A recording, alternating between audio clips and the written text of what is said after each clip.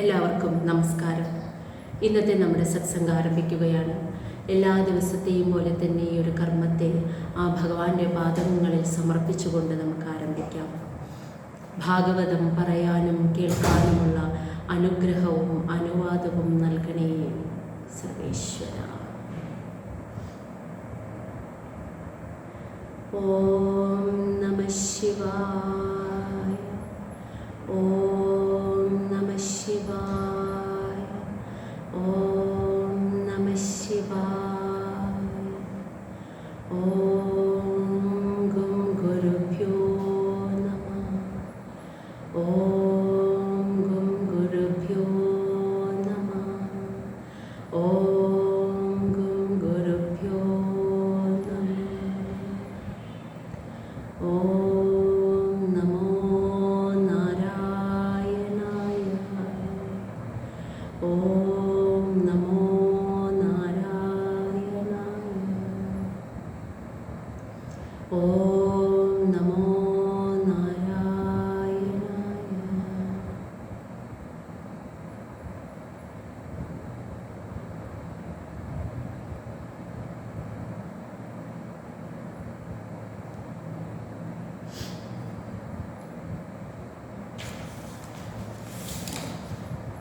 ശ്രീമദ് ഭാഗവതം തൃതീയ സ്കന്ധം അധ്യായം 24 കർദമമുനിയുടെ പരിത്യാഗം.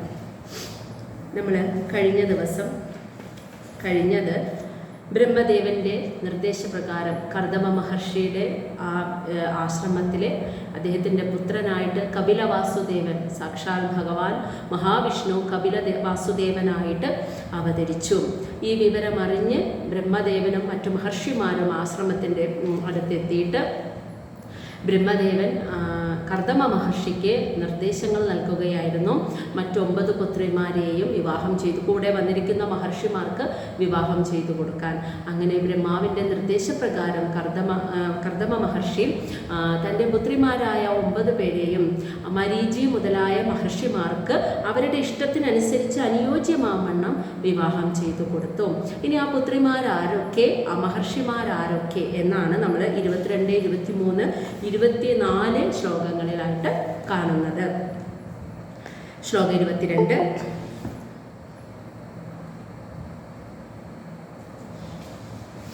മരീചയെ കലാം പ്രാതാത് അനസൂയാം അത അത്രയേ ശ്രദ്ധാം അങ്കിരസേ അയച്ചത് പുലസ്ത്യായ ഹവിർഭുവം പുലഹായ ഗതിം യുക്താം ക്രതവേം ച ക്രിയാം സതീം ഖ്യാതീം ച ഭൃഗവേ അയച്ചത് വസിഷ്ഠായ അഭി അരുന്ധതി. മരീചയെ കലാം പ്രാതാത് അനസൂയാം അത അത്രയേ. മരീചയെ, മരീചി മഹർഷിക്ക് കലാം എന്ന തൻ്റെ മകളെ പ്രാതാത് വിവാഹം ചെയ്തു കൊടുത്തു. അതാ അനന്തരം അനസൂയ, അനസൂയ എന്ന തൻ്റെ പുത്രിയെ അത്രയേ, അത്രി മഹർഷിക്ക് ആദാത് വിവാഹം ചെയ്തു കൊടുത്തു. പിന്നെ ശ്രദ്ധാം അങ്കിരസെ അയച്ചത്, അങ്കിരസ് മഹർഷിക്ക് ശ്രദ്ധ എന്ന തൻ്റെ പുത്രിയെ അയച്ചത് വിവാഹം ചെയ്തു കൊടുത്തു. പുലസ്ത്യായ, പുലസ്ത്യ മഹർഷിക്ക് ഹവിർഭുവം, ഹവിർഭു എന്ന തൻ്റെ പുത്രിയെ വിവാഹം ചെയ്തു കൊടുത്തു. ഇനി പുലഹായ, പുലഹന് ഗതി, ഗതി എന്ന പുത്രിയെ വിവാഹം ചെയ്തു കൊടുത്തു. ഇനി കൃതവേ, കൃതമഹർഷിക്ക്, കൃതുമഹർഷിക്ക് ക്രിയ, ക്രിയ എന്ന പുത്രിയെ, അവളുടെ പ്രത്യേകത സതീം, നിഷ്കളങ്കയായിട്ടുള്ള യുക്താം, അതായത് കൃതുമഹർഷിക്ക് അനുയോജ്യ, യുക്തം എന്ന് വെച്ചാൽ അനുയോജ്യമായിട്ട് നിഷ്കളങ്കയായിട്ടുള്ള ക്രിയ എന്ന തൻ്റെ പുത്രിയെ കർദമ പ്രജാപതി കൃതുമഹർഷിക്ക് വിവാഹം ചെയ്തു കൊടുത്തു. ഇനി ഖ്യാതീം ച ഭൃഗവേ, ഭൃഗുമഹർഷിക്ക് ഖ്യാതി എന്ന പുത്രിയെ അയച്ചത് വിവാഹം ചെയ്തു കൊടുത്തു. വസിഷ്ഠായ അഭി അരുന്ധതി, വസിഷ്ഠ മഹർഷിക്ക് അരുന്ധതി എന്ന പുത്രിയെയും വിവാഹം ചെയ്തു കൊടുത്തു. മനസ്സിലായ? അപ്പോൾ അതാണ് ആ ശ്ലോകത്തിൽ. ഇനി 24 കൂടി പറയാം. അദർവാണേ അദദാത് ശാന്തിം യയാ യജ്ഞോ വിധന്യതേ വിപ്രർഷഭാൻ കൃത ഉദ്വാഹൻ സദാരാൻ സമലാളയത്. അദർവാണേ, അദർവൻ എന്ന മഹർഷിക്ക് അദദാത് വിവാഹം ചെയ്തു കൊടുത്തു ശാന്തി, ശാന്തി എന്ന പുത്രിയെ.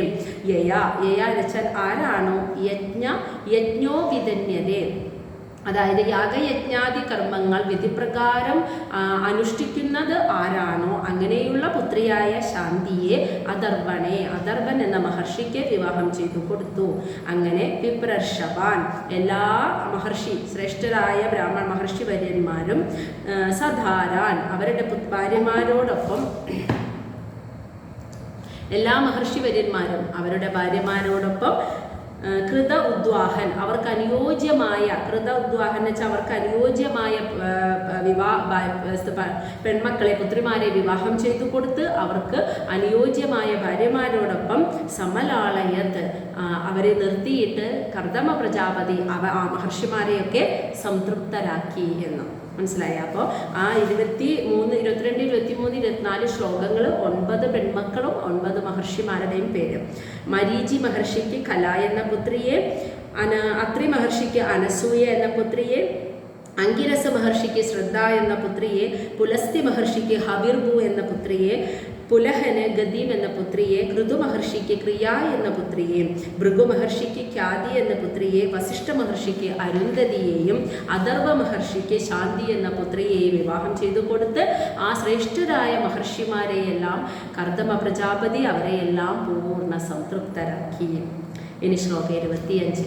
തതഃ തേ തതസ്തേ ഋഷയഃ ക്ഷത്താ കൃതധാരാ നിമന്ത്ര്യ നിമന്ത്ര്യതം പ്രാതിഷ്ഠാൻ നന്ദി ആപന്ന സ്വം ആശ്രമമണ്ഡലം. അതായത് തതഃ അതിനുശേഷം തേ അവരെ ആ മഹർഷിമാരെ ഋഷയഃ ആ മഹർഷിമാർ ക്ഷത്ത അല്ലയോ വിദുരരെ, മൈത്രേയ മഹർഷിയാണല്ലോ കഥ പറയുന്നത്, അല്ലയോ വിദുരരെ ഈ വിവാഹത്തിനൊക്കെ ശേഷം ആ മഹർഷിമാരെല്ലാവരും തം കർദമ മുനിയോട് നിമന്ത്ര്യ യാത്ര പറഞ്ഞിട്ട് പ്രാതിഷ്ഠാൻ തിരിച്ചുപോയി നന്ദി ആപന്ന വളരെ സന്തോഷത്തോടുകൂടി സ്വം ആശ്രമമണ്ഡലം അവരവരുടേതായ ആശ്രമത്തിലേക്ക് അവർ പത്നിമാരോടൊപ്പം ആ എല്ലാ മഹർഷിമാരും തിരിച്ചുപോയി. അപ്പോൾ വിവാഹത്തിനൊക്കെ ശേഷം പൂർണ്ണ സംതൃപ്തരായി വളരെ സന്തോഷത്തോടുകൂടി ആ 9 മഹർഷിമാരും കർദമ പ്രജാപതിയോട് യാത്ര പറഞ്ഞിട്ട് അവരവരുടെ ആശ്രമത്തിലേക്ക് ഭാര്യാസമേതം തിരിച്ചുപോയി എന്ന്. അപ്പോൾ അവരൊക്കെ പോയതിന് ശേഷം ഇനി കർദമ മഹർഷി എന്തു ചെയ്തു? അതാണ് ശ്ലോകം 26 പറയുന്നത്. സച അവതീർണം ത്രിയുഗം ആജ്ഞായ വിബുദ്ധ ഋഷഭം വിവിക്ത ഉപസംഗമ്യ പ്രണമ്യ സമഭാഷത. സച ആ കർദമ മഹർഷി അവതീർണം എന്ന് വെച്ചാൽ അവതരിച്ചിട്ടുള്ള ത്രിയുഗം എന്ന് വെച്ചാൽ ഭഗവാനെ വിളിക്കുകയാണ്, ഭഗവാൻ മഹാവിഷ്ണുവിനെയാണ് ത്രിയുഗം എന്ന് വിളിക്കുന്നത്. അതിൻ്റെ അർത്ഥം എന്താ അങ്ങനെ വിളിക്കാൻ കാരണം? 3 യുഗത്തിൽ അവതരിച്ചവൻ, അതാണ് ത്രിയുഗം എന്ന് വിളിക്കുന്നത്. സത്യയുഗം, ത്രേതായുഗം, ദ്വാപരയുഗം ഈ 3 യുഗത്തിലേ ഭഗവാൻ അവതരിച്ചിട്ടുള്ളൂ. അതുകൊണ്ട് ഈ 3 യുഗത്തിൽ അവതരിച്ചവൻ എന്നർത്ഥത്തിൽ ഭഗവാനെ ത്രിയുഗം എന്ന് വിളിക്കുന്നു. അങ്ങനെ ഭഗവാൻ മഹാവിഷ്ണു വിബുദ്ധ ഋഷഭം എന്ന് വെച്ചാൽ ദേവന്മാരിൽ ശ്രേഷ്ഠനായ മുഖ്യനായ ആ ഭഗവാൻ മഹാവിഷ്ണു തൻ്റെ ആശ്രമത്തിൽ തൻ്റെ പുത്രനായി അവതരിച്ചിട്ടുണ്ടെന്ന് ആജ്ഞായ ആ പരമാർത്ഥം മനസ്സിലാക്കിയിട്ട് വിവിക്ത എന്ന് വെച്ചാൽ ഒരു ഏകാന്തമായ സ്ഥലത്ത് ചെന്നിട്ട് ഉപസംഗമ്യ അതായത് ആ ഭഗവാന്റെ അടുത്ത് ചെന്നിട്ട് പ്രണമ്യ ഭഗവാനെ നമസ്കരിച്ചിട്ട് സമഭാഷത കർദമ മഹർഷി ഭഗവാനോട് ഇപ്രകാരം പറഞ്ഞു എന്ന്. അപ്പോൾ മനസ്സിലായി കർദമ മഹർഷിക്ക് തൻ്റെ ആശ്രമത്തിൽ ജനിച്ചിരിക്കുന്ന ആ പുത്രൻ സാക്ഷാൽ മഹാവിഷ്ണുവിൻ്റെ അവതാരമാണ്, ഭഗവാൻ തന്നെയാണെന്ന് മനസ്സിലായപ്പോൾ ആരുമില്ലാത്തൊരു വിജനമായ സ്ഥലത്ത് ചെന്ന് നിന്ന് ആ ഭഗവാനെ മനസ്സിൽ ധ്യാനിച്ചുകൊണ്ട് ആ ഭഗവാനെ നമസ്കരിച്ചുകൊണ്ട് ഭഗവാനോട് കർദമ മഹർഷി സംസാരിക്കുകയാണ്. ഇനി പറയുകയാണ് കേട്ടോ. ശ്ലോകം 27 പറയാൻ പോകുന്ന കാര്യം. അഹോ പാപജ്യമാനാനാം നിരയേ സ്വൈഹി അമംഗളൈഹി കാലേന ഭൂയസാനൂനം പ്രസീദന്തി ഇഹ ദേവത. കർദമ മഹർഷി പറയാണ്, ഇതിനു മുന്നേ ഭഗവാൻ അവതരിച്ചത് കുറേ വർഷങ്ങൾക്ക് മുൻപ് അറിയാലോ. ആ സമയം ഏതായിരുന്നു എന്ന്? ആ വാമന അവതാരമായിട്ടാണ്. അത് കുറേ വർഷങ്ങൾക്ക് മുൻപാണ് വാമന അവതാരം ഉണ്ടായിട്ടുള്ളത് ഭഗവാന്റെ. അപ്പം അതിനുശേഷം അപ്പം ആ ഭൂമിയൊക്കെ രസാതലത്തിലേക്ക് പോയതും ഭഗവാൻ വാമന അവതാരം എടുത്ത് വന്നതും അതിനുശേഷം കുറേ കാലങ്ങൾ ഇപ്പോൾ കഴിഞ്ഞു പോയി. ആ കഴിഞ്ഞതിന് ശേഷമാണ് ഇപ്പോൾ ഇങ്ങനെ കർദമ പ്രജാപതിയും സ്വയംഭൂവമനുവും പുത്രിയും കർദമ മഹർഷി വിവാഹം ഒരുപാട് വർഷങ്ങൾ കഴിഞ്ഞു പോയി. ഈ കാലഘട്ടത്തിൽ സത്യയുഗത്തിലൊക്കെ ആയുസ് ഒരുപാട് കൂടുതലാണല്ലോ. അപ്പോൾ അത്രയും വർഷങ്ങൾ കഴിഞ്ഞു. ഇതുവരെ ഭഗവാൻ പിന്നെ ഒരു അവതാരം എടുത്തിട്ടില്ല. വരാഹ അവതാരത്തിന് ശേഷം വേറെ ഒന്നും ആ രൂപത്തിൽ ഭഗവാൻ അങ്ങനെ അവതരിച്ചിട്ടില്ല. അവതാരം എടുത്തിട്ടില്ല എന്ന് പറയുമ്പോൾ ഭഗവാൻ ഇവിടെ ഇല്ല എന്ന അർത്ഥത്തിൽ കാണരുത്. സർവചരാചരങ്ങളും ഭഗവാൻ തന്നെയാണ്. സർവചരാചരങ്ങളും ഭഗവാന്റെ ആ പ്രകൃതിയുടെ ശരീര രൂപങ്ങളാണ് എന്ന് നമ്മൾ പഠിച്ചു ഭഗവത്ഗീതയിൽ. അവതാരം എന്ന് പറഞ്ഞാൽ അതിൻ്റെ അർത്ഥം എന്താണെന്ന് വെച്ചാൽ ഏതെങ്കിലും ഒരു പ്രത്യേക കാര്യത്തെ, ധർമ്മത്തെ സ്ഥാപിക്കാനായിട്ട്, ഭഗവാൻ ഒരു പ്രത്യേക ലക്ഷ്യം നേടിയെടുക്കാനായിട്ട്, ആ ഒരു കർമ്മ നിർവഹണത്തിനായിട്ട് ഭഗവാൻ ഒരു ശരീര രൂപത്തിൽ, പ്രത്യേക ശരീര രൂപത്തിൽ വിണ്ണിൽ നിന്നും മണ്ണിലേക്ക് ഇറങ്ങി വന്ന താരം പോലെ പ്രകാശിച്ചു കൊണ്ടെടുക്കുന്ന രൂപം, അതാണ് അവതാരം എന്ന് പറയുന്നത്. എന്ന് കരുതി ഭഗവാൻ അവതരിച്ചില്ലെങ്കിൽ ഈ ലോകത്ത് ഭഗവാൻ ഇല്ല എന്നൊരിക്കലും കരുതരുത്. സർവചരാചരങ്ങളും, എല്ലാ ചരാചരങ്ങളും, ചലിക്കുന്നതും ചലിക്കാത്തതുമായി ഈ ലോകത്ത് കാണുന്നതിൻ്റെ എല്ലാത്തിൻ്റെയും ഉള്ളിലും ശക്തി, ജീവൻ എന്നൊരു ശക്തിയുണ്ട്. അതാണ് ജീവാത്മാവ്. ജീവാത്മാവും പരമാത്മാവും ഒന്ന് തന്നെയാണെങ്കിൽ ഇവിടെ കാണുന്ന സകലത്തിലും ഈശ്വരാംശത്തെ കാണുക. സർവ്വതും ഈശ്വരൻ തന്നെ, ഭഗവാൻ തന്നെ. എന്നാൽ അവതാരം എടുക്കുക എന്ന് പറഞ്ഞാൽ ഒരു പ്രത്യേക ഉദ്ദേശത്തിനായിട്ട് എല്ലാ ദേവന്മാരൊക്കെ ഉണ്ട്. നമ്മൾ ഈ കാണുന്ന ഈ ലോകം, ഈ ഭൂമിയിൽ നമ്മുടെ കണ്ണുകൊണ്ട് കാണുന്നത് മാത്രമേ സത്യമായിട്ടുള്ളൂ എന്നൊരിക്കലും കരുതരുത്. ഭൂമിക്ക് മുകളിലും നമ്മൾ പഠിച്ചു 14 ലോകങ്ങളാണ് താഴേക്ക് മുകളിലായിട്ടുള്ളത്.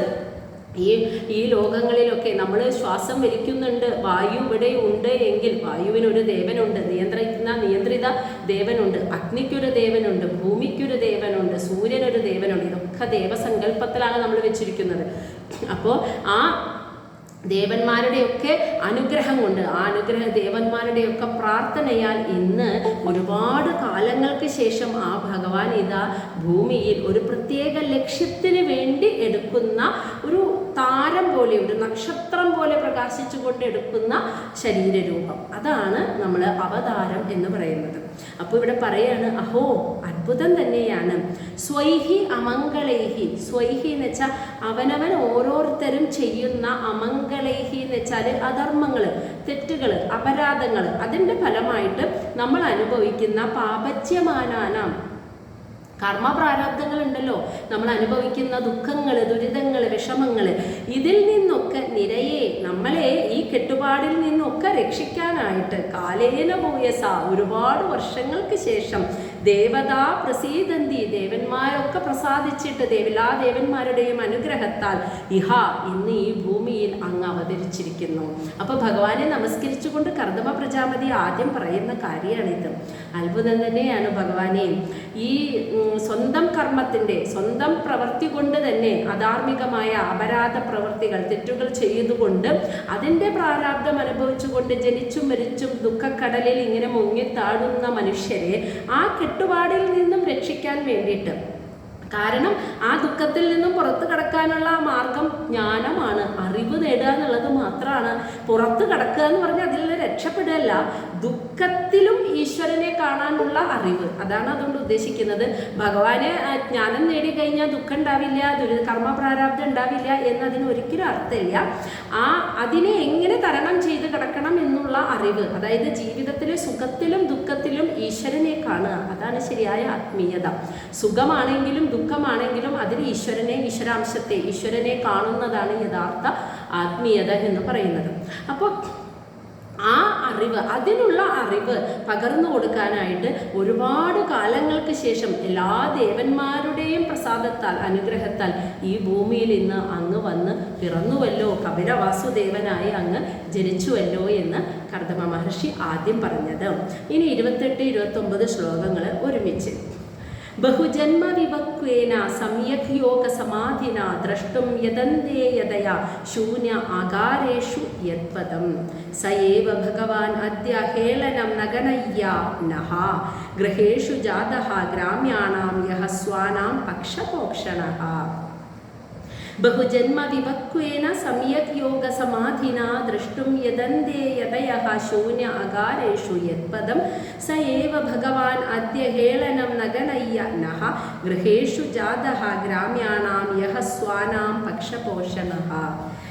ബഹുജന്മ വിഭക്വേന ഒരുപാട് ജന്മത്തിലെ ജീവിത സാധന, ജീവിതം തന്നെയാണ് ഏറ്റവും വലിയ സാധന. നമ്മുടെ ഈ ജീവിതമാകുന്ന സാധനയെ തരണം ചെയ്ത് കടന്നിട്ട് വിഭക്വേന പാകപ്പെട്ട മനസ്സോടെ സമ്യക് യോഗ സമാധിന സമ്യക് പരിപൂർണമായ യോഗാവസ്ഥ അതായത് ധ്യാന അഷ്ടാംഗ യോഗ പരിശീലനത്തിലൂടെ പരിപൂർണമായ ആ സമാധി അവസ്ഥയെ പ്രാപിക്കാൻ ആഗ്രഹിച്ചിട്ട് യദയഃ അതിനായി ശ്രമിച്ച യദയഃ എന്ന് വെച്ചാൽ മഹർഷികൾ ശൂന്യ അകാരേഷു ശൂന്യമായ ഏകാന്തമായ ഒരു സ്ഥലത്ത് പോയിരുന്നിട്ട് യതുപദം ഏതൊരു ഭഗവാന്റെ തൃപ്പാദങ്ങളെയാണോ ദർശിക്കുവാൻ കാണുവാൻ യദന്തേ പരിശ്രമിച്ചു കൊണ്ടിരിക്കുന്നത് സഹ ഭഗവാൻ ആ ഭഗവാൻ തന്നെയാണ് അദ്യഃ ഇന്ന് ഹേളനം നഗനയ്യനഃ. ഹേളനം എന്ന് വെച്ചാൽ എന്താ? അവഹേളനം, അവഗണന. അതിനെ നഗണയ്യ അവഗണിക്കുക. അതായത് മനുഷ്യർ കൊടുക്കുന്ന അവഗണന അല്ലെങ്കിൽ മനുഷ്യരുടെ താല്പര്യമില്ലായ്ക, ഇഷ്ടമില്ലായ്ക, അവഗണനയെ ഒരല്പം പോലും ശ്രദ്ധിക്കാതെ അതിനെയൊക്കെ അവഗണിച്ച് കളഞ്ഞിട്ട് അതിനെ പരിഗണിക്കാതെ നഹ ഞങ്ങളുടെ ഗ്രാമ്യണാം എന്ന് വെച്ചാൽ ഇത് പറയുന്ന കർദമ മഹർഷിയാണ് കേട്ടോ പറയുന്നത്. ഒരു സാധാരണ കുടുംബസ്ഥനായിട്ടുള്ള അതാണ് പറയുന്നത് ഞങ്ങളുടെ. അപ്പൊ അദ്ദേഹം ഇത്രയും വലിയ മഹായോഗിയ എന്നിട്ട് അദ്ദേഹം പോലും പറയുന്നത് നോക്കൂ. അപ്പൊ അതാണ് എത്രയ്ക്കും ഞാൻ എന്നുള്ളൊരു അഹങ്കാരം ഇല്ലാതെ ഒരു സാധാരണ കുടുംബസ്ഥനായിട്ടുള്ള എൻ്റെ ഗ്രഹത്തിൽ എൻ്റെ വീട്ടിൽ ജാതഹ ജനിച്ചുവല്ലോ യഹ ആ ഭഗവാൻ സ്വാനാം സ്വന്തം ഭക്തന്മാരുടെ പക്ഷപോഷണഃ പക്ഷത്ത് നിന്ന് അവരെ പോഷിപ്പിക്കുന്നവനാണ് ആ ഭഗവാൻ എന്ന്. മനസ്സിലായോ? അപ്പോൾ എന്താ പറഞ്ഞ് ഒരുപാട് ജന്മങ്ങളുടെ സാധന കൊണ്ട് ജീവിതമാകുന്ന സാധന, ജീവിതത്തിലെ സുഖദുഃഖങ്ങളിലും ഈശ്വരനെ കണ്ടുകൊണ്ട് നമ്മൾ ചെയ്യുന്ന ആ സാധന അത് ഒരു ജന്മല്ല, ഒരുപാട് ജന്മങ്ങൾ കൊണ്ട് നമ്മൾ എടുക്കുന്ന ആ സാധനയുടെ ഫലമായിട്ട് നമുക്ക് ആ യോഗാവസ്ഥയിലേക്ക് എത്തിയിട്ട് മനസ്സ് സംയമനത്തിലേക്ക് എത്തിയിട്ട് ആ സമാധി അവസ്ഥയെ പ്രാപിക്കാനായിട്ട് ശ്രമിക്കുന്ന മഹായോഗികൾ അതിനായി ഏകാന്തമായ സ്ഥലത്ത് പോയിരുന്ന ധ്യാനത്തിലിരുന്ന സമാധി അവസ്ഥയിലൂടെ ഏതൊരു ഭഗവാന്റെ തൃപ്പാദങ്ങളെയാണോ കാണാൻ ആഗ്രഹിച്ച് പരിശ്രമിക്കുന്നത് ആ ഭഗവാനാണ് മനുഷ്യർ കൊടുക്കുന്ന ഈ അവഗണനയൊന്നും നമ്മൾ കൊടുക്കുന്ന അവഗണന എന്താ? ഭഗവാനെ ഇപ്പം ഈ നമ്മുടെ സത്സംഗം തുടങ്ങുന്നതിന് മുന്നേ അമ്മ പറഞ്ഞില്ലേ ഞാൻ ഇന്ന് വായിക്കും എന്ന് പറഞ്ഞില്ലേ? അതായത് ഭഗവാൻ എന്നൊരു ശക്തിയെ മറന്നിട്ട് ഞാൻ എൻ്റെ കഴിവ് എൻ്റെ ബുദ്ധി ഇന്ന് എനിക്കത് ചെയ്യാൻ പറ്റും, ഞാൻ പഠിച്ചു എന്നൊക്കെ നമുക്ക് തോന്നുന്നത്. അപ്പം നമ്മൾ അവഗണിക്കുകയാണ്, ശക്തിയെ നമ്മൾ അവഗണിക്കുകയാണ് ചെയ്യുന്നത്. അപ്പോൾ നമ്മൾ കൊടുക്കുന്ന ആ അവഗണനയെ ഒന്നും ഗൗരവമായി എടുക്കാതെ അതിനെ ഒന്നും പരിഗണിക്കാതെ ഒരു സാധാ കുടുംബസ്ഥനായ എൻ്റെ വീട്ടിൽ അങ്ങ് വന്ന് ജനിച്ചില്ലേ, അല്ലയോ ഭഗവാനെ സ്വന്തം ഭക്തന്മാരുടെ പക്ഷത്ത് നിന്ന് അവരെ പരിപോഷിപ്പിക്കുന്നവൻ അവരെ സംരക്ഷിക്കുന്നവനാണല്ലോ അങ്ങ് എന്നൊക്കെ ഭഗവാനോട് പറയാണ്. ശ്ലോകം 28, 29 ഇനി 30. സ്വീയം വാക്യഋതം കർത്തും അവതീർണഃ അസി മേ ഗൃഹേ ചികീർഷു ഭഗവൻ ജ്ഞാനം ഭക്താനാം മാനവർദ്ധന. എന്നിട്ട് പറയാണ് ആ വന്നതിൻ്റെ ഉദ്ദേശവും കർദമ മഹർഷിക്ക് അറിയാലോ. അപ്പൊ പറയാണ് കേട്ടാ, സ്വീയം വാക്യം ഋതം കർത്തും സ്വന്തം വാക്കിനെ ഋതം കർത്തും സത്യമാക്കുവാനായിട്ട്. എന്താ ഭഗവാൻ കൊടുത്ത വാക്ക്? ഇതൊക്കെ സംഭവിക്കുന്നതിന് മുൻപേ വിവാഹത്തിന് മുൻപേ കർദമ പ്രജാപതിയുടെ മുന്നിൽ പ്രത്യക്ഷനായിട്ട് ഞാൻ നിന്റെ പുത്രനായി ജനിക്കുമെന്ന് ഭഗവാൻ ഒരു വാക്ക് കൊടുത്തിരുന്നു. ആ വാക്കിനെ സത്യമാക്കുവാൻ അവതീർണ അസി മേ ഗൃഹേ എൻ്റെ വീട്ടിൽ അങ്ങ് വന്ന് പിറന്നുവല്ലോ എന്ന് പറയാണ്. എന്നിട്ട് ആ പിറന്നതിൻ്റെ ഉദ്ദേശം എന്താ? ഭക്താനാം മാനവർദ്ധന, ഭക്തന്മാരുടെ മാനം വർദ്ധിപ്പിക്കാൻ, അഭിമാനം വർദ്ധിപ്പിക്കാൻ. അതായത് ഒരു നിഷ്കളങ്ക പൂർണ്ണ ഭക്തനാണെങ്കിൽ അവൻ ഇന്ന സ്ഥലത്ത് ഭഗവാൻ ഉണ്ട്, അല്ലെങ്കിൽ അവൻ പറയുന്ന ഒരു കാര്യത്തെ സത്യമാക്കി കൊടുത്ത് അഭക്തന്മാരുടെ ഇടയിൽ അവൻ്റെ മാനത്തെ വർദ്ധിപ്പിക്കാനായിട്ടും കൂടുതൽ ചികീർഷു എന്ന് വെച്ചാൽ പ്രചരിപ്പിക്കുക, വ്യാപിപ്പിക്കാൻ ജ്ഞാനം, ആ ശരിയായ ജ്ഞാനത്തെ, ദുഃഖത്തെ ഇല്ലാതാക്കുന്ന ആ പരമമായ ജ്ഞാനത്തെ, സാഖ്യശാസ്ത്രത്തെ ഈ ലോകത്തിൽ പ്രചരിപ്പിക്കുവാനും വേണ്ടിയാണല്ലോ ഭഗവാൻ അങ്ങ് എൻ്റെ ഗ്രഹത്തിൽ വന്ന് പിറന്നത്. അപ്പോൾ സ്വന്തം വാക്ക്, വർഷങ്ങൾക്ക് മുൻപ് എൻ്റെ തപസ് കഴിഞ്ഞപ്പോൾ ഞാൻ പുത്രനായി പിറക്കുമെന്ന് എനിക്ക് തന്ന വാക്കിനെ സത്യമാക്കാനായിട്ട്, അതുമാത്രമല്ല ഞാനാകുന്ന എൻ്റെ കർദമ പ്രജാപതിയാകുന്ന ആ ഭക്തൻ്റെ മാനം വർദ്ധിപ്പിക്കാൻ, അതായത് അദ്ദേഹം എടുത്ത തീരുമാനങ്ങൾ, അദ്ദേഹം ജീവിച്ച ജീവിതം, അതായത് ഒരു സന്യാസ ജീവിതം നയിക്കാനായിട്ട് പോയ അദ്ദേഹമാണ് കുടുംബസ്ഥനായിട്ട് ജീവിച്ചത് കുറേ വർഷങ്ങളാണ്, കുറച്ച് നാളുകളല്ല. അദ്ദേഹം അത്രയും മഹായോഗിയായി കഴിഞ്ഞു. എന്നിട്ട് അവിടെ നിന്ന് അദ്ദേഹം ഗൃഹസ്ഥാശ്രമത്തിലേക്ക് തിരിച്ചിറങ്ങി വന്നു. ഭഗവാന്റെ നിർദ്ദേശപ്രകാരം ഒരു ഗൃഹസ്ഥാശ്രമിയായിട്ട് ഭാര്യയോടൊപ്പം എല്ലാ സുഖ സൗകര്യങ്ങളും അനുഭവിച്ച് അദ്ദേഹം ജീവിച്ചു. അപ്പോൾ ആ ജീവിതത്തിൽ ആരെങ്കിലുമൊക്കെ കുറ്റപ്പെടുത്തിയിട്ടുണ്ടെങ്കിൽ അത് അങ്ങനെയല്ല എന്ന് കാണിക്കാൻ, ഒരു ഭക്തന്റെ മാനം സംരക്ഷിക്കാനായിട്ടും, അതുപോലെ ദുഃഖത്തിൽ നിന്നും മനുഷ്യനെ മുക്തനാക്കുന്ന ആ ബ്രഹ്മജ്ഞാനത്തെ സാഖ്യശാസ്ത്ര രൂപത്തിൽ ഈ പ്രപഞ്ച സത്യത്തെ ഈ ലോകത്ത് പ്രചരിപ്പിക്കുവാനുമായി അങ്ങ് എൻ്റെ പുത്രനായിട്ട് എൻ്റെ ഗൃഹത്തിൽ വന്ന് പിറന്നുവല്ലോ. ശ്ലോകം 31. എന്നിട്ട് പറയാണ്, താനിയേവതേ അഭിരൂപാണി രൂപാണി ഭഗവൻ തവ യാനി യാനി ച രോചന്തി സ്വജനാനാം അരൂപിണഃ. താനിയേവ തേ അഭിരൂപാണി രൂപാണി ഭഗവൻ തവ യാനി യാനി ച രോചന്തി സ്വജനാനാം അരൂപിണഃ.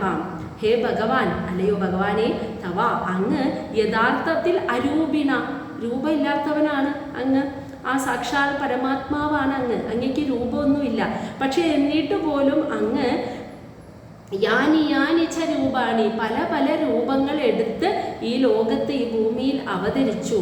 താനിയേവ, ആ രൂപങ്ങളൊക്കെ തേ അഭിരൂപാണി, അങ്ങേക്ക് അനുയോജ്യമായിട്ടുള്ളതാണ്.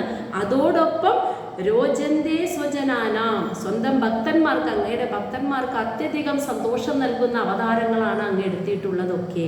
അതാണ് യഥാർത്ഥത്തിൽ രൂപമില്ലാത്ത ഭഗവാനെ, അങ്ങ് ഈ ലക്ഷ്യങ്ങൾ അങ്ങ് പറഞ്ഞ വാക്ക് സത്യമാക്കാനും, അങ്ങയുടെ ഭക്തന്മാരെ പരിപോഷിപ്പിക്കാനും, അതുപോലെ ആ ശരിയായ അറിവിനെ ഈ ലോകത്ത് പ്രചരിപ്പിക്കുവാനുമായിട്ടും പല പല ഉദ്ദേശങ്ങൾ കൊണ്ട് അങ്ങ് യഥാർത്ഥത്തിൽ രൂപമില്ലാത്ത അങ്ങ് പല പല രൂപങ്ങൾ എടുത്ത് ഈ ഭൂമിയിൽ വന്നു. ആ രൂപങ്ങളൊക്കെ അങ്ങേക്ക് അനുയോജ്യമായിട്ടുള്ളതും അതോടൊപ്പം ഭക്തന്മാരുടെ മനസ്സ് സംതൃപ്തി കൊടുക്കുന്നതും സന്തോഷിപ്പിക്കുന്നതുമായ അവതാരങ്ങളായിരുന്നു അങ്ങെടുത്തതെല്ലാം.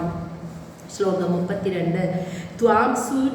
ത്വാം സൂരിഭി തത്വബുഭൂത്സയാ അഥാ സദാ അഭിവാദ അർഹണ പാദപീഠം ഐശ്വര്യ വൈരാഗ്യ യശഃ അവബോധ വീര്യ ശ്രീയ പൂർത്തം അഹം പ്രപദ്യേ.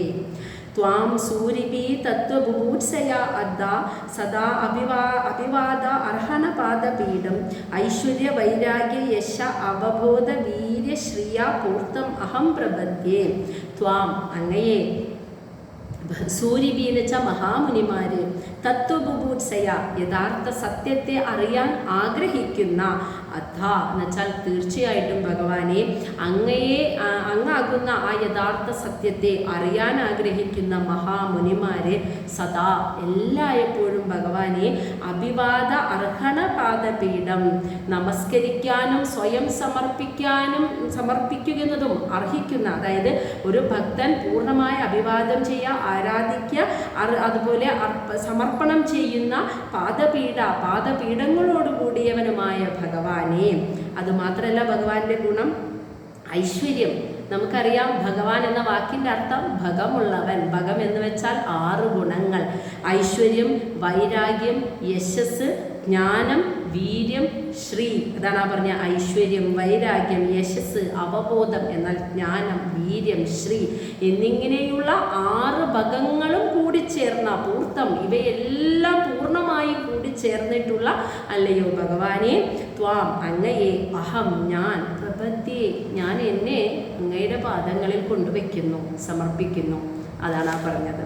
അപ്പോൾ അറിവ്, യഥാർത്ഥ സത്യത്തെ അറിയാൻ ആഗ്രഹിക്കുന്ന മഹാമുനിമാർ എപ്പോഴും അങ്ങയുടെ തൃപ്പാദങ്ങളെ പൂജിച്ചു കൊണ്ടിരിക്കുന്ന അങ്ങനെയുള്ള തൃപ്പാദങ്ങൾ കൂടിയ ഭഗവാനെ, അതുപോലെ ഐശ്വര്യം, ശ്രീ, വീര്യം, യശസ്, ജ്ഞാന, വൈരാഗ്യമാകുന്ന 6 ഭഗങ്ങളും ഒരുമിച്ച് പൂർണ്ണമായും കൂടിച്ചേർന്നവനായ ഭഗവാനെ, അങ്ങനെയുള്ള അങ്ങയിലേക്ക് ഞാൻ എന്നെ പൂർണ്ണമായും ഇതാ സമർപ്പിക്കുന്നു. സ്വപുത്രനാണ് ആ ഭഗവാനായി ജനിച്ചിട്ടുള്ളത് എങ്കിൽ പോലും ആ പുത്രനിൽ ആ ഭഗവാനെ കണ്ടുകൊണ്ട് കർദമ പ്രജാപതി പൂർണ്ണമായ ശരണാഗതി അടയുകയാണ്. ശ്ലോകം 33. പരംപ്രധാനം പുരുഷം മഹാന്തം കാലം കവിം ത്രിവൃതം ലോകപാലം ആത്മാനുഭൂത്യ അനുഗത പ്രപഞ്ചം സ്വച്ഛന്ദശക്തിം കപിലം പ്രപദ്യേ. പരമമായിട്ടുള്ള പ്രധാന പുരുഷം, ആദ്യ പുരുഷനും പ്രധാന പുരുഷനുമായിട്ടുള്ള മഹാന്തം, ഈ ഭൗതിക ലോകത്തിൻ്റെ സൃഷ്ടിക്ക് കാരണമാകുന്ന ഏറ്റവും ആദ്യമുണ്ടായ മഹത്വത്വമാകുന്ന കാലം, കാലശക്തിയാകുന്ന കവിം, എല്ലാം അറിയുന്നവനാകുന്ന ത്രിവൃതം, 3 ഗുണങ്ങൾ, സത്വരജ തമോ ഗുണങ്ങൾ, ആ 3 ഗുണങ്ങളുമാകുന്ന പ്രകൃതിയുടെ ത്രിഗുണങ്ങളാകുന്ന ലോകപാലം, അതിൽ നിന്നുണ്ടാകുന്ന ലോകം, ആ ത്രിഗുണങ്ങളോടുകൂടിയ പ്രപഞ്ചവും ഈ പ്രപഞ്ചത്തിൻ്റെ പാലം, പരിപാലകനുമാകുന്ന ആത്മാനുഭൂത്യ, സ്വന്തം ഉള്ളിൽ തന്നെ ലയിച്ചിരിക്കുന്ന ആ യോഗശക്തിയാൽ അനുഗത പ്രപഞ്ചം, തന്നിലേക്ക് ഈ പ്രപഞ്ചത്തെ മുഴുവൻ ലയിപ്പിക്കാൻ കഴിവുള്ള സ്വച്ഛന്ദ ശക്തി, സ്വതന്ത്രമായ ശക്തിയുള്ള കപിലവാസുദേവനായ അങ്ങയെ പ്രപദ്യേ ഞാനിതാ എന്നെ സമർപ്പിക്കുന്നു. മനസ്സിലായ? അങ്ങയിലേക്ക് ഞാൻ ശരണാഗതി അടയുന്നു. അതാണ് അർത്ഥം. അപ്പോൾ ഭഗവാന്റെ വിശേഷണങ്ങളാണ് ഈ ശ്ലോകത്തിൽ പറഞ്ഞതെല്ലാം. പരമമായ പ്രധാന പുരുഷനായ മഹത്വത്വം, മഹാന്തം എന്ന് വെച്ചാൽ ഈ ഭൗതിക പ്രപഞ്ചം ഉണ്ടാകാൻ കാരണം ആദ്യം ഉണ്ടായത് മഹത്വത്വമാണെന്നറിയാലോ. ആ മഹത്വത്വമാകുന്ന കാലം എന്നാൽ കാലശക്തിയാകുന്ന കവിം, എല്ലാം അറിയുന്നവനാകുന്ന ത്രിവൃതം എന്ന് വെച്ചാൽ പ്രകൃതിയുടെ, ഭൗതിക പ്രകൃതിയുടെ ത്രിഗുണങ്ങളാകുന്ന ലോകപാലം, ഈ ത്രിഗുണങ്ങളോട് കൂടിച്ചേർന്നതാണ് ഈ പ്രപഞ്ചം. അങ്ങനെയുള്ള പ്രപഞ്ചവും പ്രപഞ്ചത്തിൻ്റെ പരിപാലകനും അങ്ങ് തന്നെയാണ്. ഇനി ആത്മാനുഭൂത്യ, അങ്ങയുടെ തന്നെ ഉള്ളിലുള്ള യോഗമായ ശക്തിയാൽ അനുഗത പ്രപഞ്ചം, തന്നിലേക്ക് ലയിപ്പിക്കുന്നവനുമാണ് ഈ പ്രപഞ്ചത്തെ. അങ്ങനെ സ്വച്ഛന്ദ ശക്തി, സ്വതന്ത്രമായ ശക്തിയുള്ള അല്ലയോ കപിലവാസുദേവനായി അവതരിച്ചല്ലയോ ഭഗവാനെ, അങ്ങയുടെ തൃപ്പാദങ്ങളിലേക്ക് ഞാൻ എന്നെ ഇതാ സമർപ്പിക്കുന്നു. ശ്ലോകം 34. ഇത്രയും ഭഗവാനെ സ്തുതിച്ചതിന് ശേഷം കർദമ പ്രജാപതി തൻ്റെ ആവശ്യം ഭഗവാനോട് പറയല്ലട്ട. ആസ്മാ അഭിപ്രേച്യ അദ്യ പതിം പ്രജാനാം ത്വയാ അവതീർണ ഉദാപ്തകാമ ത്വയാ അവതീർണ ഋണാന്നുണ്ട് കേട്ടോ. ത്വയാ അവതീർണ ഋണ ഉദാപ്തകാമ പരിവ്രജത് പദവീം ആസ്ഥിതഃ അഹം ചരിഷ്യേ ത്വാം ഹൃദി യുഞ്ജൻ വിശോകഃ. ആസ്മാ അഭിപ്രേച്യേ അദ്യ പതിം പ്രജാനാം ത്വയാ അവതീർണ ഋണ ഉദാപ്തകാമഃ പരിവ്രജത് പദവീം ആസ്ഥിതഃ അഹം ചരിഷ്യേ ത്വാം ഹൃദി യുഞ്ജൻ വിശോകഃ. എന്നിട്ട് ആവശ്യം പറയാണ് കർദമ മഹർഷി. പതിം പ്രജാനാം, സകല ജീവസത്തകളുടെയും പതിയായിട്ടുള്ള അല്ലയോ ഭഗവാനെ, അദ്യ ഇപ്പോൾ, ആസ്മാ അഭിപ്രേച്യ ഞാൻ അങ്ങയോടൊരു അനുവാദം ചോദിക്കുകയാണ്. ആസ്മാ ഞാൻ ചോദിക്കുകയാണ്, അഭിപ്രേച്യ ഒരു അനുവാദം ചോദിക്കുകയാണ്. ത്വയാ അങ്ങയുടെ അനുഗ്രഹത്താൽ അവതീർണ ഋണ ഞാൻ എൻ്റെ കടങ്ങളൊക്കെ വീട്ടിന്ന്, അതായത് ഏതോ ഒരു ജന്മത്തിൽ ഒരു പുത്രധർമ്മം നിർവഹിക്കപ്പെടേണ്ടതായിട്ടുള്ളൊരു കടം ഞാൻ എൻ്റെ കർമ്മഫലത്താൽ ചെയ്തു വെച്ചിട്ടുണ്ടായിരുന്നു. അത് ഞാനിപ്പോൾ തീർത്തും ബ്രഹ്മപുത്രനായി ജനിച്ച് ബ്രഹ്മാവിൻ്റെ പിതാവിൻ്റെ നിർദ്ദേശപ്രകാരമുള്ള സന്യാസം ആഗ്രഹിച്ചു പോയി ഇഷ്ടപ്പെട്ട ഞാൻ അവിടെ നിന്ന് പിതാവിൻ്റെ നിർദ്ദേശം സന്തോഷത്തോടെ സ്വീകരിച്ച് അതിൻ്റെ നേരെ വിപരീതമായ ഒരു ജീവിതം, ഗൃഹസ്ഥാശ്രമ ജീവിതം അത് നയിക്കാൻ വന്ന് അച്ഛൻ പറഞ്ഞതുപോലെയുള്ള എല്ലാ കർമ്മങ്ങളും ചെയ്ത് ഞാൻ എൻ്റെ പുത്രധർമ്മം വീട്ടി. അതാണ് അവതീർണ ഋണ, ഞാൻ എൻ്റെ കടം വീട്ടി അങ്ങയുടെ അനുഗ്രഹത്താൽ. അങ്ങനെ ഉദാപ്ത കാമ, എല്ലാ ആഗ്രഹങ്ങളും പൂർത്തീകരിക്കപ്പെട്ടു എനിക്ക്. ഇനി പരിവ്രജത് പദവിയും ആസ്ഥിത അഹം. പരിവ്രജത് പദവി സന്യാസം, അല്ലെങ്കിൽ എന്താ, ഭിക്ഷാംദേഹിയെ പോലെ അലഞ്ഞു തിരിഞ്ഞ് നടക്കുന്ന ഒരു സന്യാസിയുടെ പദവി എന്ന് വെച്ചാൽ പാതയെ, ആസ്ഥിത സ്വീകരിക്കാൻ, അഹം ചാരിഷ്യേ ഞാൻ ആഗ്രഹിക്കുന്നു ഭഗവാനെ. ത്വം അങ്ങയെ ഹൃദി എൻ്റെ ഹൃദയത്തിൽ യുഞ്ചൻ ചേർത്തു വെച്ചുകൊണ്ട് വിശോക ഒരു ദുഃഖമില്ലാത്തവനായിട്ട് എല്ലാത്തിൽ നിന്നും മുക്തനായിട്ട് ഒരു സന്യാസിയായി തുടർന്നുള്ള കാലം ജീവിക്കാൻ ഞാൻ ആഗ്രഹിക്കുന്നു ഭഗവാനെ. ഇനി അങ്ങ് എനിക്ക് അതിനുള്ള അനുവാദം നൽകിയാലും. അതാണ് ഭഗവാനോട് ആവശ്യപ്പെട്ടത്. അങ്ങ് പറഞ്ഞതുപോലെ ഭഗവാനെ, ഞാൻ അങ്ങയോട് ഇന്ന് ഇപ്പോൾ ഒരു അനുവാദം ചോദിക്കുകയാണ്. അങ്ങയുടെ അനുഗ്രഹത്താൽ ഏതോ ജന്മത്തിൽ ഒരു പുത്രധർമ്മത്തിൻ്റെ കടം എനിക്കുണ്ടായിരുന്നു.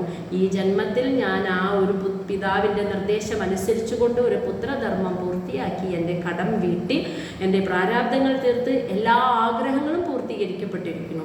ഇനി എനിക്ക്, ഞാൻ ആഗ്രഹിച്ചത് ഒരു സന്യാസ ജീവിതമാണ്. ഒരു സന്യാസിയെ പോലെ അലഞ്ഞു തിരിഞ്ഞ് നടന്ന് എല്ലാത്തിൽ നിന്നും മുക്തനായിട്ട് ഭഗവാനിലേക്ക് മനസ്സിലയിപ്പിച്ച് അങ്ങനെ പടിപടിയായ മോക്ഷം, സാക്ഷാത്കാരം, അതാണ് ഞാൻ ആഗ്രഹിച്ചിരുന്നത്.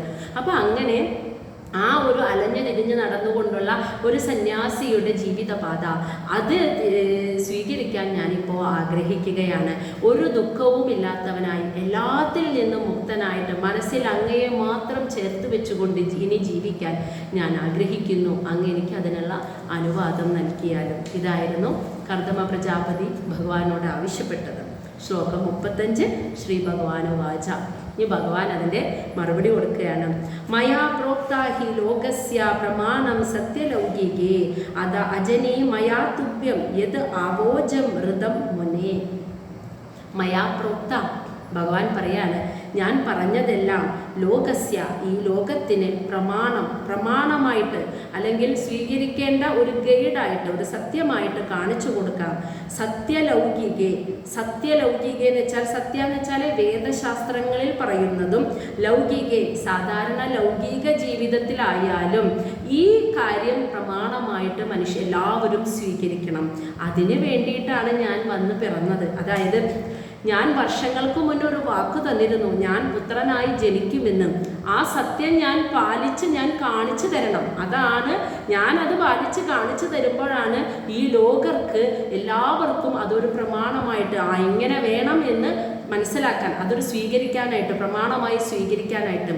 അത് വേദത്തിലായാലും സാധാരണ വേദവിധി പ്രകാരം ജീവിക്കുന്നവരായാലും സാധാരണ കുടുംബജീവിതം, ലൗകിക ജീവിതം നയിക്കുന്നവരായാലും ഏത് വിധത്തിൽ നോക്കിയാലും ഇത് തന്നെയാണ് പ്രമാണമായി സ്വീകരിക്കേണ്ടത്. ആയതിനാൽ അജനി, ഞാൻ ജനിച്ചിരിക്കുന്നു.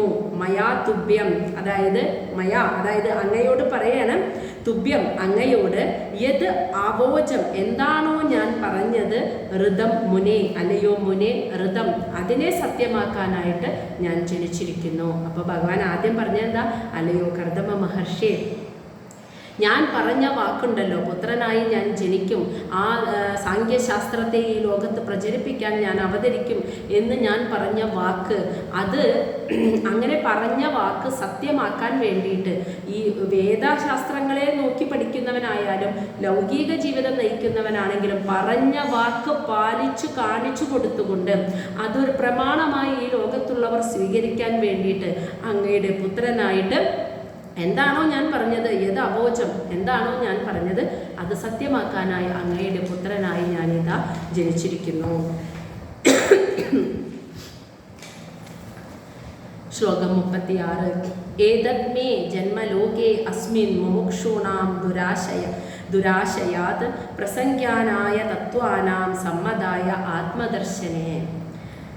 ഭഗവാൻ തൻ്റെ ജന്മത്തിൻ്റെ ഉദ്ദേശം എന്താണ്? അപ്പം ജനിച്ചത് ആ വാക്ക് സത്യമാക്കാൻ, അത് എല്ലാവരും അത് പ്രമാണമായി സ്വീകരിച്ച് അതുപോലെ തന്നെ നമ്മൾ ഒരാളോട് ഞാൻ ഇന്നത് ചെയ്തു തരാം എന്ന് പറഞ്ഞിട്ടുണ്ടെങ്കിൽ നമ്മളത് സാധിച്ചു കൊടുക്കുക തന്നെ വേണം. ഇന്ന് പറഞ്ഞ് നാളെ എനിക്കത് പറ്റില്ല എന്ന് മാറ്റി പറയാവുന്ന കാര്യങ്ങളാണെങ്കിൽ ആർക്കും ആ പ്രതീക്ഷ കൊടുക്കരുത്. അങ്ങനെ പറഞ്ഞ വാക്ക് സത്യമാക്കാൻ ഞാൻ അവതരിച്ചിരിക്കുന്നു. ഭഗവാൻ എന്താ ആവശ്യമുള്ളതല്ലേ? ശരിക്കും എല്ലാത്തിൽ നിന്നും മുക്തനായിരിക്കുന്ന രൂപമില്ലാത്ത ആ ഭഗവാന് ഒരു ശരീരം എടുത്ത് ഇങ്ങോട്ട് വരേണ്ട ആവശ്യം എന്താ? അപ്പോൾ ആ പറഞ്ഞ വാക്കിനെ സത്യമാക്കാനായിട്ട്, അതെല്ലാവരും ഒരു പ്രമാണമായി സ്വീകരിക്കാൻ വേണ്ടിയിട്ടും. അങ്ങനെ സത്യമാക്കാൻ കഴിയാത്തതാണെങ്കിൽ വാക്ക് കൊടുക്കാൻ പാടില്ല, മനസ്സിലായോ? അപ്പോൾ അതിനെ സത്യമാക്കാൻ ഞാൻ അവതരിച്ചു. ഇനി എൻ്റെ അവതാരത്തിൻ്റെ ജനിച്ചതിൻ്റെ ഉദ്ദേശം എന്തെന്നാണ് ശ്ലോകം 36 പറയുന്നത്. ഏതത് മേ, ഏതത് എന്ന് വെച്ചാൽ ഈ, മേ ജന്മ, എൻ്റെ ഈ ജന്മം, ലോകേ ഈ ലോകത്തിൽ, അസ്മിൻ ലോകേ എന്ന് വെച്ചാൽ ഈ ലോകത്തിൽ, മുമുക്ഷാണാം ദുരാശയത്ത് ഈ ഭൗതികമായ മോഹങ്ങളിൽ നിന്നൊക്കെ, മുമുക്ഷൂണാം എന്ന് വെച്ചാൽ ആ നിന്നൊക്കെ വിട്ടിട്ട്, മുമുക്ഷു എന്ന് വെച്ചാൽ മോക്ഷം ആഗ്രഹിക്കുക, അതായത് മോക്ഷം നേടാൻ ആഗ്രഹിക്കുക.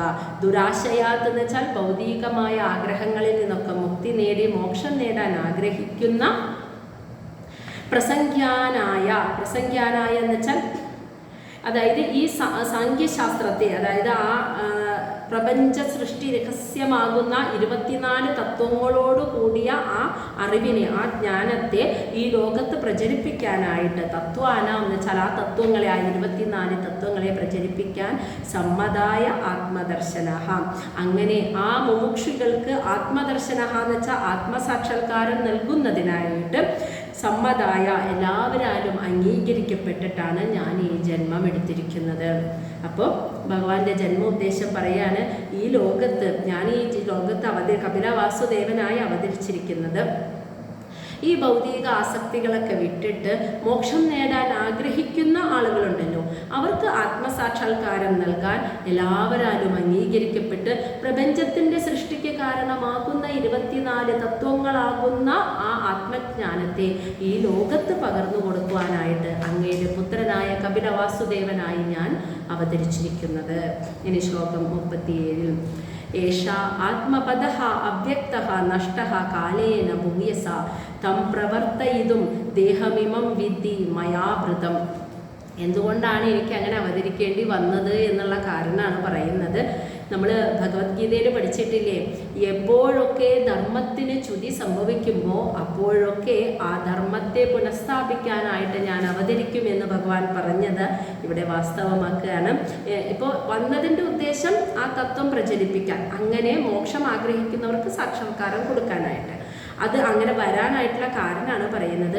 ഏഷ ഈ സത്യങ്ങൾ, ഇപ്പോൾ ഭഗവാൻ പറയാൻ പോകുന്ന, ജനിച്ച് ഇനി പറഞ്ഞു കൊടുക്കാൻ പോകുന്ന ഈ സാഖ്യശാസ്ത്രം, ഈ തത്വങ്ങൾ ആത്മപദ അവ്യക്തഃ അറിയാൻ, അതായത് ആത്മപദ എന്ന് വെച്ചാൽ ആത്മസാക്ഷാത്കാരത്തിൻ്റെ പാതയിൽ, അവ്യക്തഃ അറിയാൻ വളരെ ബുദ്ധിമുട്ടുള്ള, അതാണ് അവ്യക്തം എന്ന് പറയുന്നത്. പെട്ടെന്ന് അങ്ങോട്ട് മനസ്സിലാക്കിയെടുക്കാൻ പറ്റില്ല, അറിയാൻ വിഷമമുള്ള, നഷ്ടകാലേന ഭൂയസ ഒരുപാട് കാലങ്ങളായിട്ട് നഷ്ടപ്പെട്ടുകൊണ്ടിരിക്കുന്ന സത്യങ്ങളാണ് ഇവയെല്ലാം. മനസ്സിലായ? ആത്മസാക്ഷാത്കാരത്തിൻ്റെ പാതയിൽ സഞ്ചരിക്കുന്നവർക്ക് അറിയാൻ ഏറ്റവും ബുദ്ധിമുട്ടുള്ള, ദുഷ്കരമായിട്ടുള്ള, അതുപോലെ തന്നെ കുറേ കാലങ്ങളായിട്ട് ഈ തത്വത്തിൻ്റെ പ്രഭാവം ഇങ്ങനെ നഷ്ടപ്പെട്ടുകൊണ്ടിരിക്കുകയാണ്. അപ്പോൾ അതും നഷ്ടപ്പെട്ടുകൊണ്ടിരിക്കുന്നതിനാൽ തം പ്രവർത്തിയതും ആ തത്വത്തെ, ദേഹമിമം എന്ന് വെച്ചാൽ ഈ ശരീരത്തെ, വിധി നീ അറിയുക, മയാഭൂതാൻ ഞാൻ സ്വീകരിച്ചത്. ആ തത്വത്തെ ഈ ലോകത്തിന് വീണ്ടും പറഞ്ഞു കൊടുത്ത് അതിൻ്റെ പ്രഭാവത്തെ ഉയർത്തിക്കൊണ്ടുവരാനാണ് കപില വാസുദേവൻ എന്ന ഈ ശരീരത്തെ, അതാണ് ദേഹമിമം, ഈ ശരീരത്തെ മയാഭൃതം ഞാൻ സ്വീകരിച്ചതെന്ന് വിധിയും കർദമ നീ അറിയുക, അതാണ് പറഞ്ഞത്. അപ്പം വരാനുള്ള കാരണം എന്താ? ഈ മോക്ഷത്തെ ആഗ്രഹിക്കുന്ന ആത്മസാക്ഷാത്കാരത്തിൻ്റെ പാതയിൽ സാക്ഷാത്കാരം നേടണം. എനിക്ക് ഈ ഭൗതികമായ കെട്ടുപാടിൽ നിന്നൊക്കെ വിട്ടിട്ട് എനിക്കൊന്ന് ശക്തമായ ജീവിതത്തിലേക്ക് പോകണം, ആത്മസാക്ഷാത്കാരത്തിലേക്ക് യാത്ര പോകണം, ആ യാത്ര എനിക്ക് ആരംഭിക്കണമെന്ന് ആഗ്രഹിക്കുന്നവർക്ക് തുടക്കത്തിൽ വളരെ ദുഷ്കരമായിരിക്കും ഇതിൽ നിന്നും പറഞ്ഞു കിട്ടുന്ന ഗുരുക്കന്മാരിൽ നിന്നും കിട്ടുന്ന അറിവുകൾ.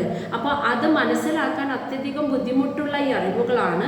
അതുമാത്രമല്ല കുറേ കാലമായിട്ട് ശരിയായ വിധത്തിൽ ഇത് പ്രചരിപ്പിക്കപ്പെടാത്തത് കൊണ്ട് ഇതിൻ്റെ പ്രഭാവം നഷ്ടപ്പെട്ടുകൊണ്ടിരിക്കുകയാണ് ഈ സത്യത്തിൻ്റെ. അതുകൊണ്ട് തന്നെ ഈ സത്യത്തെ വീണ്ടും ഈ തത്വത്തെ ലോകത്തിൻ്റെ മുന്നിൽ ശക്തമായ രീതിയിൽ ഇതിനെ പ്രചരിപ്പിക്കാനായിട്ടാണ് ഞാൻ കപില വാസുദേവൻ്റെ ശരീരത്തെ സ്വീകരിച്ചു വന്നതെന്ന് അങ്ങ് അറിഞ്ഞാലും. ഇനി ശ്ലോകം 38.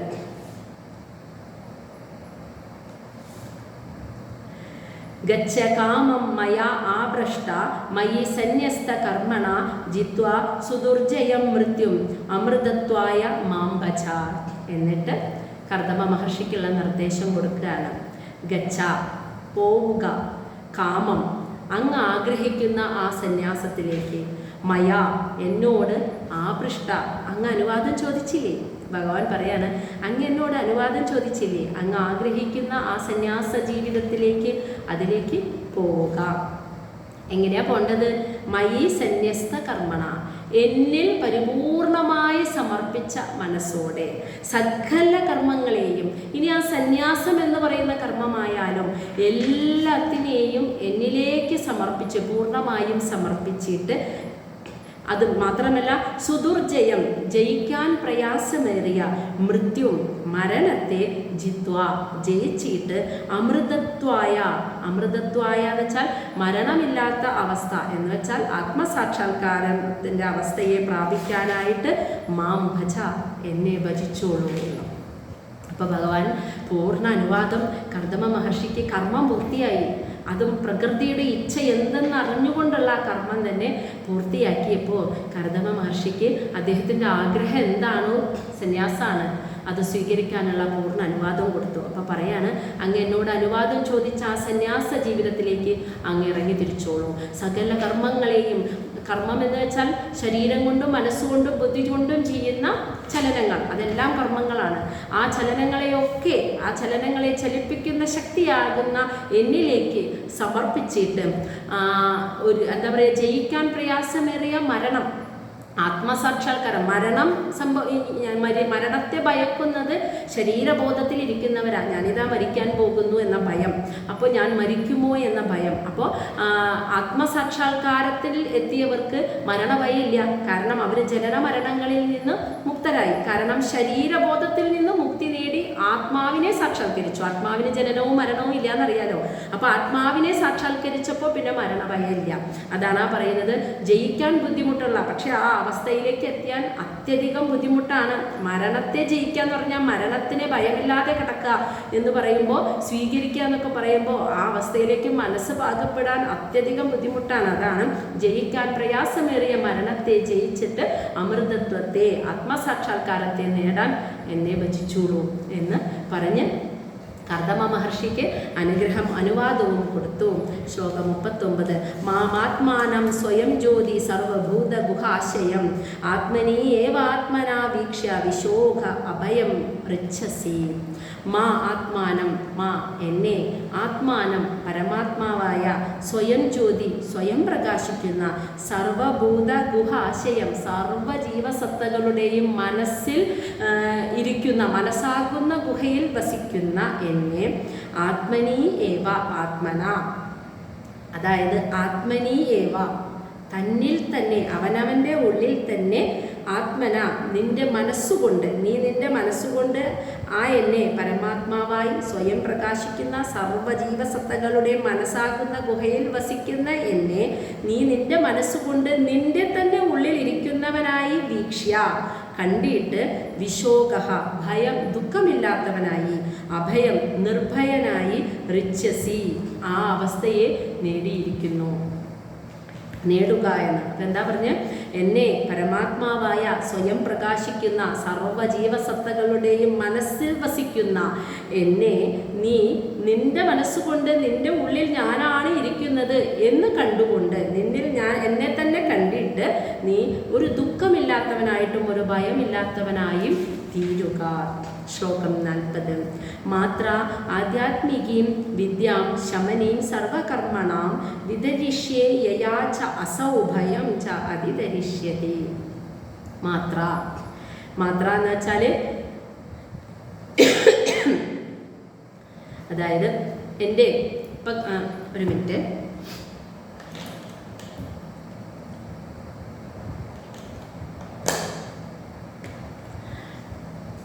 കപിലവാസുദേവനായിട്ടാണ് ഭഗവാൻ നിൽക്കുന്നതെങ്കിൽ ഭഗവാൻ പറയാണ് മാത്ര അമ്മയ്ക്ക്, അതായത് ഇപ്പം അച്ഛന് അനുഗ്രഹം കൊടുത്തു.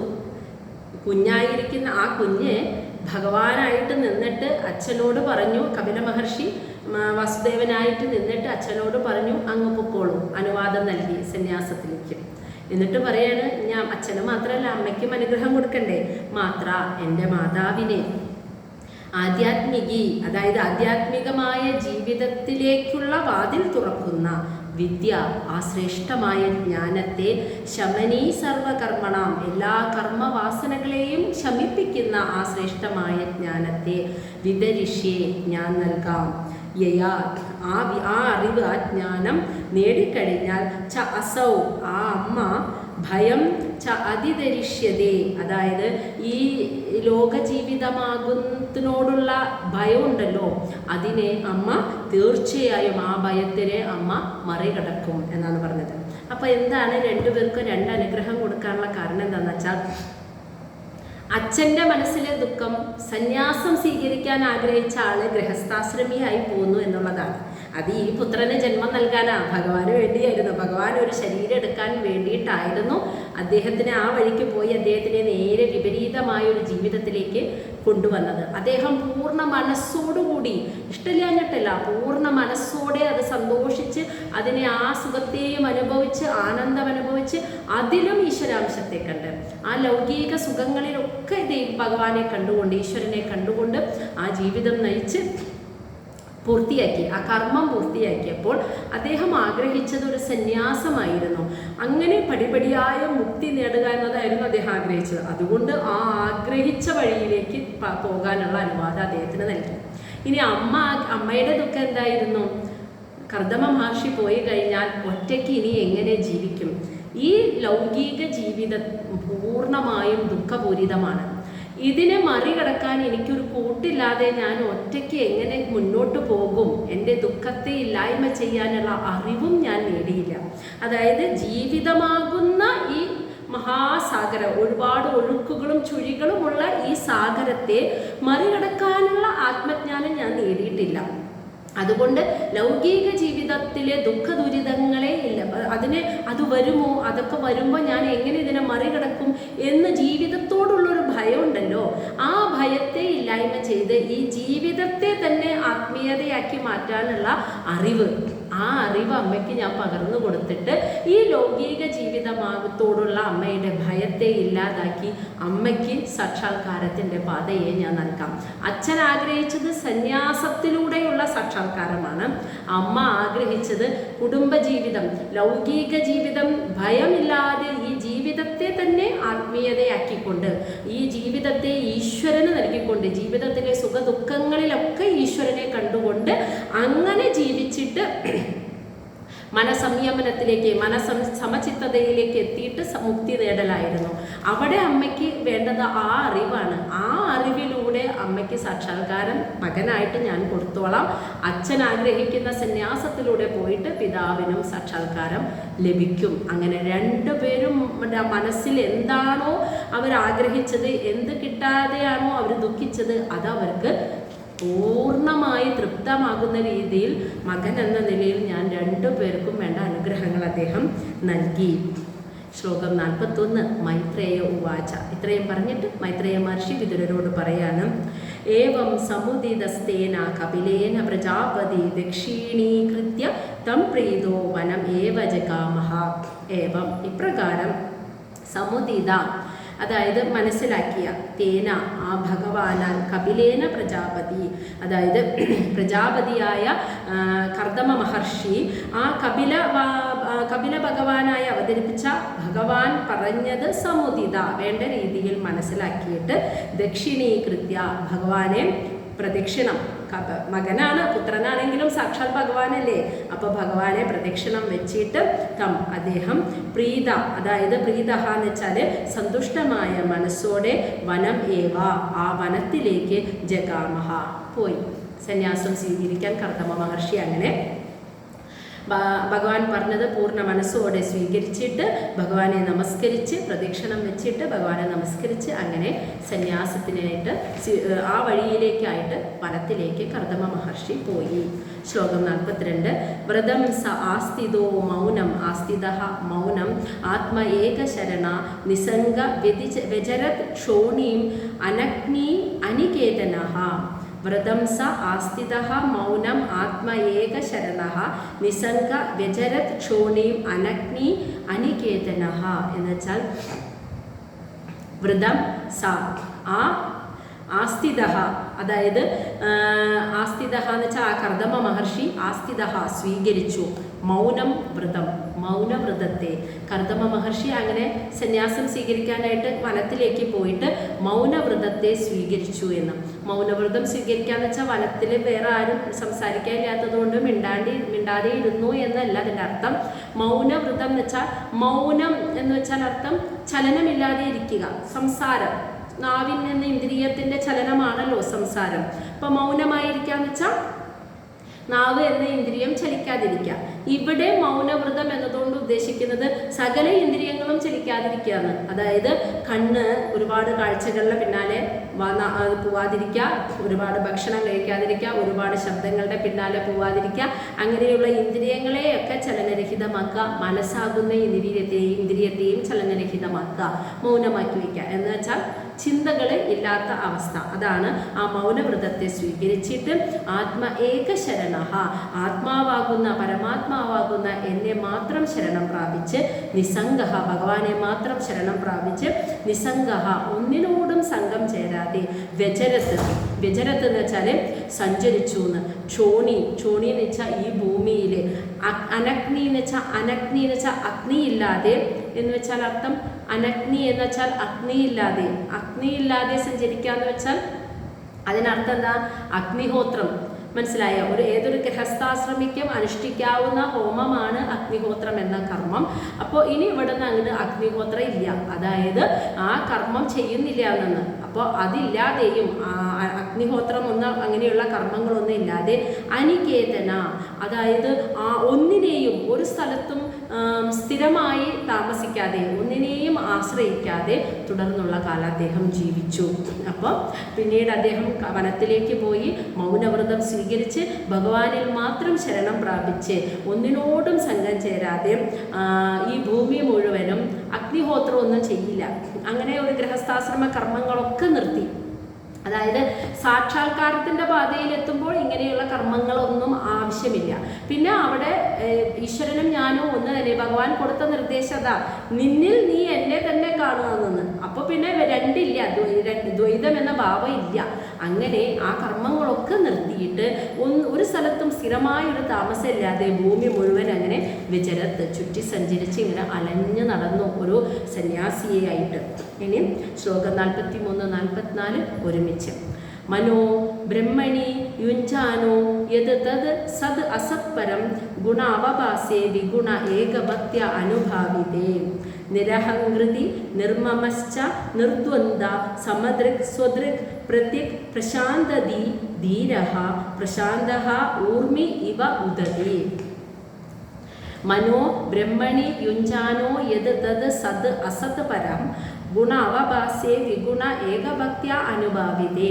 മനോഹോ, അതായത് കർദമ മഹർഷി മുനി അദ്ദേഹത്തിൻ്റെ മനസ്സ് ബ്രഹ്മണി ആ ഭഗവാനിൽ യുഞ്ചനോ ചേർത്തു വെച്ചു എന്ന്. അപ്പോൾ കർദമ മഹർഷി തുടർന്ന് ആ മനസ്സ് ഭഗവാനിലേക്ക് ചേർത്ത് വെച്ചിട്ട് യത് തത് സത് അസത്ത് പരം, സത്തിനും അസത്തിനും, സത്തായിട്ടുള്ളതിനും അസത്തായിട്ടുള്ളതിനും പരം എന്ന് വെച്ചാൽ അതിനും മുകളിൽ യത് എന്താണോ ഉള്ളത് അത്, ആ പരമമായ ഉണ്മ, ആ ഒരേ ഒരു ഉണ്മ സത്യം, അതിനെ ഗുണ അവഭാസേ പ്രകൃതിയുടെ ത്രിഗുണങ്ങൾ ഉള്ളതും എന്നാൽ വിഗുണ ഗുണങ്ങളിൽ ഒറ്റ നോട്ടത്തിൽ പ്രകൃതിയുടെ ത്രിഗുണങ്ങൾ കൂടിച്ചേർന്നതാണ് എന്ന് നമുക്ക് തോന്നുമെങ്കിലും വിഗുണ ദുർഗുണങ്ങളിൽ നിന്നൊക്കെ മുക്തനായിട്ടുള്ള ഏകഭക്തിയ അനുഭാവിതേ, ഏകാന്തമായ ഭക്തിയാൽ അനുഭാവിതേ, ആ ഭഗവാനെ പരമാത്മാവിനെ അനുഭാവിതേ എന്ന് വെച്ചാൽ അനുഭവിച്ചറിഞ്ഞു എന്ന്. കേട്ടറിവല്ല, സ്വയം ഉള്ളിൽ അനുഭവിച്ചറിഞ്ഞു.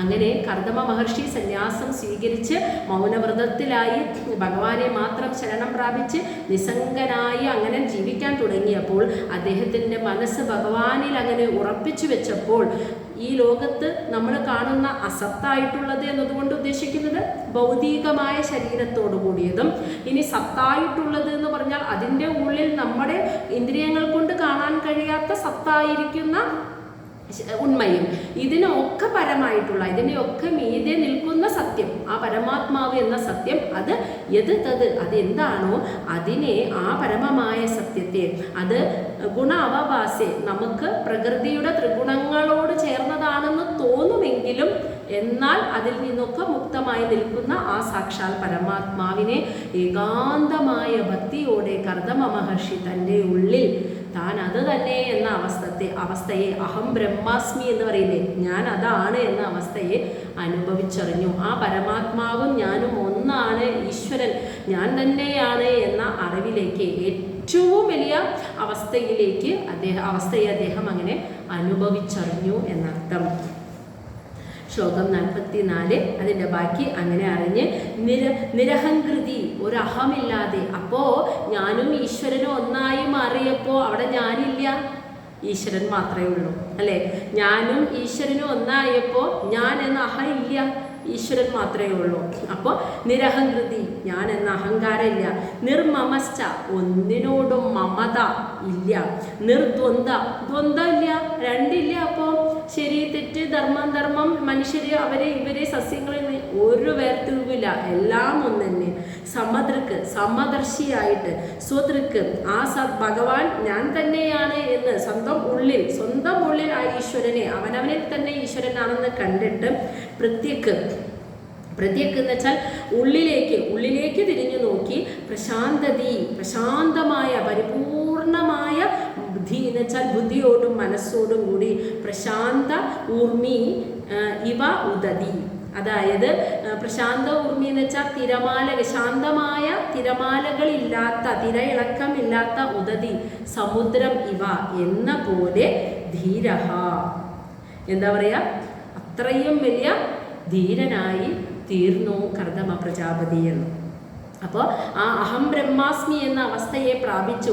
സ്വന്തം ഉള്ളിൽ ആ സ്വയം അവനവൻ തന്നെ ഈശ്വരൻ എന്ന ആ അവസ്ഥയെ അനുഭവിച്ചറിഞ്ഞതോടുകൂടി ഞാൻ എന്ന വേർതിരിവില്ല, അഹങ്കാരമില്ല, മമതയില്ല, ദ്വൈതഭാവമില്ല, എല്ലാവരിലും തുല്യമായി കാണുക. അതായത് സമദൃഷ്ടിയും അതുപോലെ സ്വദൃക്ക്, സ്വന്തം ഉള്ളിൽ ഈശ്വരനെ, സ്വയം ഈശ്വരൻ തന്നെ എന്ന് കണ്ടിട്ട് അങ്ങനെ അവനവൻ്റെ യഥാർത്ഥമായ സ്വന്തം ഉള്ളിൽ ആ യഥാർത്ഥമായ ശാന്തമായ മനസ്സോടും ബുദ്ധിയോടും കൂടിയിട്ട്, പ്രശാന്തമായ മനസ്സോടും ബുദ്ധിയോടും കൂടി തിരയിളക്കമില്ലാത്ത കടലുപോലെ അദ്ദേഹം ധീരനായി തീർന്നു എന്നാണ് പറയുന്നത്. ശ്ലോകം 45.